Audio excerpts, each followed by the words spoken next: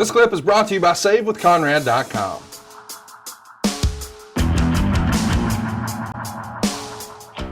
Next up, we've got, a world title match. It's Jack Swagger defending his world title against Randy Orton.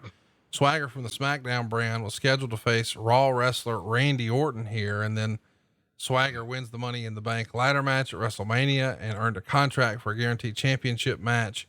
He cashes in on the April 2nd SmackDown. He defeats Chris Jericho to win the world title after Jericho has been attacked by Edge.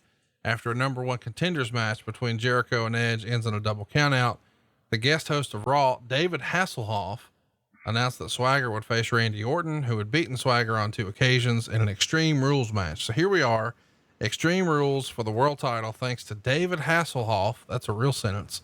They get 13 minutes and 59 seconds. And believe it or not, Swagger gets the pin here and he retains over Randy Orton. I think most people watching at home would have assumed this was going the other way.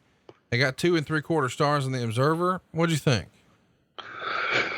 If I was sitting home with no knowledge of nothing, I would have bet the farm on Randy RKO and Swagger and become a new champion. And let me tell you, Randy, when he's on, he's the best heel in the business. When he's at his best and he's clicking on all cylinders, he's got the right guy to work with. Big time. In this match, even being a babyface, it was very physical. I watched this one very closely when I was looking back at the show, and I forgot how good this was. And Swagger, who is a big, rugged, athletic son of a gun, brought it. And it's like, those guys, I don't know if they were about half cocked going into this thing, but they brought it with each other. And I enjoyed the physicality and the violence and the fact that they just had a good fight leading up to the toys. Instead of making the toys the star, they made the match the star. And it felt like a title match. And those guys brought it. And when Swagger, took Randy and countered that RKO and dropped him on that chair, and the chair bent the way it did, which led right into the finish in a 1, 2, 3.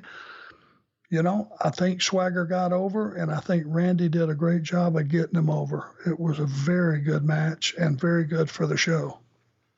Talk to me about Swagger in WWE. It feels like a guy who comes in with a ton of amateur accolades, probably one of Briscoe's favorites.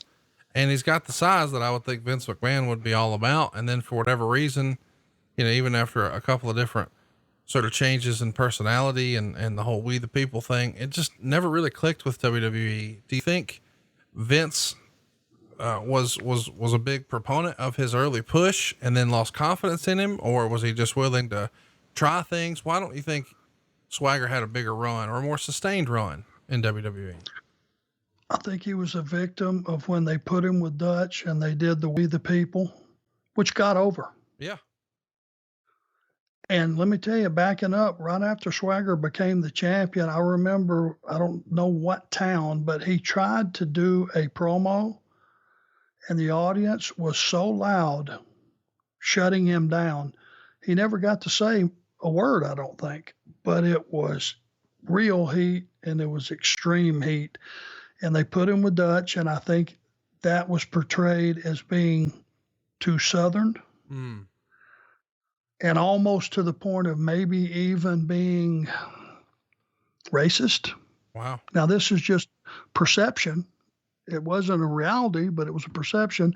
Plus the fact that they were so good together. Dutch was in bad health. He was having to get to the ring on television with one of those motorized wheelchairs. I mean, it must have been his hips or back or something, but I mean, the guy was really in bad shape. And then he wasn't at the live events. It wasn't the same package. What you saw on TV was not what you got in the arena. And it doesn't take very long for something like that to fizzle out if you're not getting the right push. Now, it could have been taken care of better. Always, it was so hot when it first started. you got to stay on it. You got to fuel the fire. You got to keep putting logs on that fire. You can't just build a bonfire and expect it to burn on its own for 2 months. You got to keep adding wood to it. And I don't think that was done. Certainly wasn't done properly.